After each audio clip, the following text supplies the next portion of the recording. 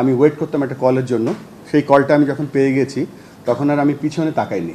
সত্যিকার অর্থে এই প্রথম গত মাসে এপ্রিল মাসের শেষের দিকে আমি একটি কল পাই আমাদের ন্যাশনাল স্পোর্টস কাউন্সিল থেকে, এবং বলা হয় যে আপনাকে একটা সুযোগ দেওয়া হবে, আপনি কি সুযোগটা গ্রহণ করবেন? আমি যে আপনাদেরকে এত প্রমিস করতাম বা আমি ওয়েট করতাম একটা কলের জন্য, সেই কলটা আমি যখন পেয়ে গেছি তখন আর আমি পিছনে তাকাইনি। আমার একটাই লক্ষ্য ছিল যে কিভাবে এই কলটাকে আমি রেসপেক্ট করতে পারি।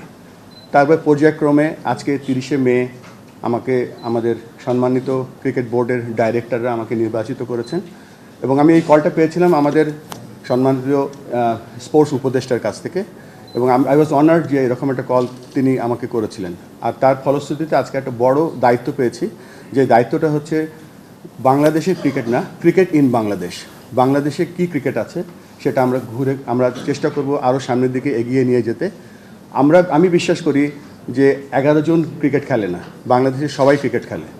আপনারা একটা খুব গুরুত্বপূর্ণ অংশ বাংলাদেশ ক্রিকেটের উন্নয়নের জন্য এবং ক্রিকেটের সাস্টেইনেবিলিটির জন্য।